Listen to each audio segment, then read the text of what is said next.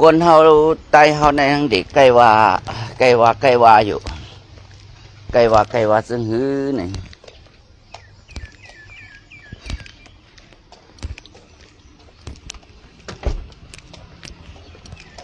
ใกล้ว่าใกล้ว่าพระเจ้าคือเขาพร้อมกันแต่เขายื้อเขาตึกเปมานไม่ว่านะพี่น้องนะพระเจ้าคือเขาพร้อมกันแต่เขาตึกเปมานในเมืองผมตุ่มในเนี่ยว่าจะได้ใจอยู่ใจมันจะหมันแมนเตี้ยทฤษฎีก็โอเคนะแผนก็โอเคพวกเฮ็ดจอมก็โอเคหมันแมนเตี้ยพวกพร้อมกันได้มันตึกมันเป็นเปะมือเหลียวนั่นแหละเป็นเปะเนี่ยก้อยหนาเขาตัวลายเฮ็ดของซึกลายหมู่ลายจุ่มดูพี่น้องคนเมืองใต้เฮาหูบังตาเลี้ยงกันนี่แหละอย่าไปมุงว่องว่าซึกเจ้าคือเดี๋ยวพร้อมใต้เฮาหวังก็นังหัวพี่ไผ่สดน้ำเลี้ยงให้หลุดสลิดให้กินปูนแหนไปว่าให้ซึกเจ้าคือเขาพร้อมเฮาให้ซึกเจ้าคือเขาห่มเฮาให้ซึกเจ้าคือจังเฮาให้พร้อมกันตึกมาในนั้นควันหูควันไฟเข้าตาได้หันหังพี่น้องกันนะเพราะฉะนั้นก็ข้าอย่างไรว่าพี่น้องอย่าไปทางใหญ่ยาวอย่าไปมองยาวว่าซึกเจ้าคือเขาดีเป็นโฮมใต้เท่านั้นผมในโฮมโฮมใต้โฮมSPPอยู่มาเลยนี่มันป้ากันตึกมันมือไรล่ะนี่น่ะพี่น้องค่ะพวกใต้เนี่ยก็มันSCPต่างตัวใต้เขาพวกไหนถึงซึกSCPนั่นน่ะกันมันโ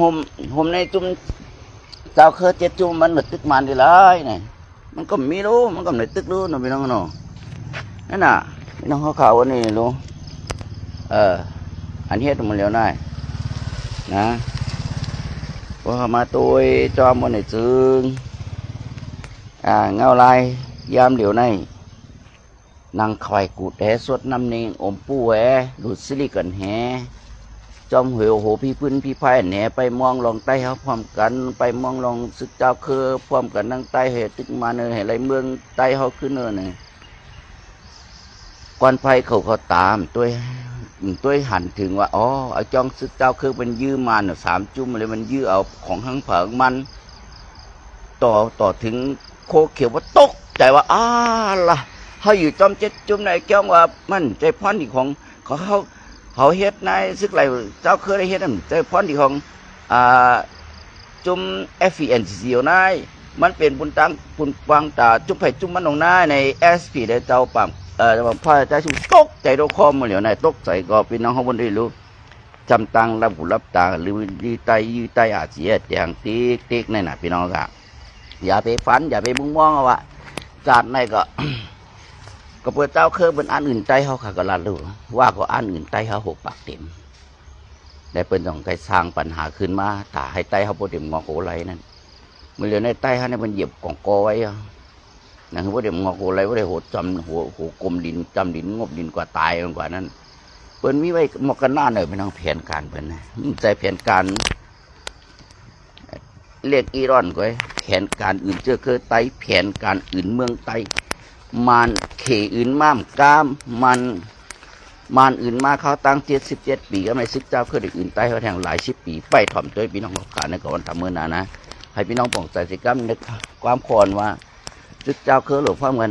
ซึกเจ้าคือหลวงพ่อเหมือนมันที่หลวงพ่อเหมือนอะไรมันเป็นหัวหน้า SPNCC นั่นมันนั่งตึงมันนั่นเป็นเต้กอลีนมันกอดข้อน้ำมันที่เคยยืมมันล่ะอันนี้ก็แปลกเบิ่งกันอยู่แล้ว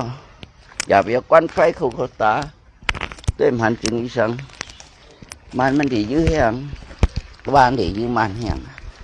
เขามีพรดีกันมาเต็มหลายมาการกล้าการขายตั้งดอกตั้งในการค้าไผ่ผิดกฎหมายการค้าไผ่ขาวการค้าไผ่ดำการค้าขายในคู่ในเวงนั่งเสียงมันนั่งงานมันเป็นนั่นกันอยู่แล้วพี่น้องเขาทานเอาใต้เขาขาดลูกป่องใจได้ไปกดนั่งไข่กุดเฮจำพี่เป็นใคร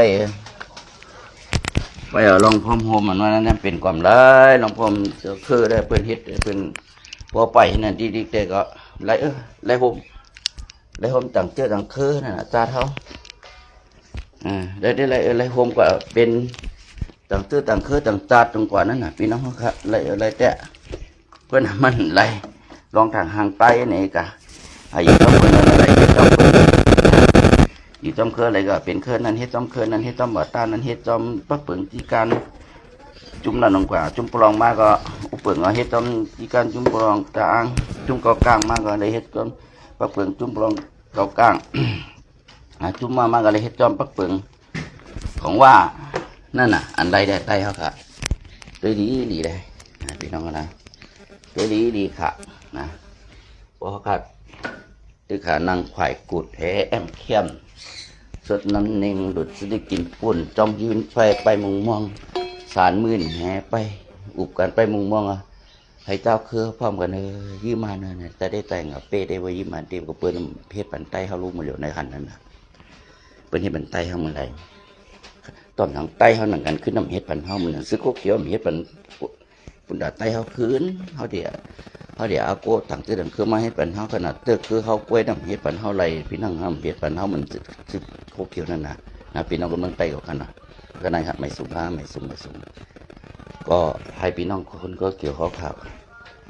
เฮ็ดปันปุ่นบางตากบ่มีไตเตื้อคือไตสีกำขาเจ้าสู้ไตสู้จับผังผ้าเฮ็ดปันปุ่นบางตากเจ้าคือไตอิดอ่อนขาแล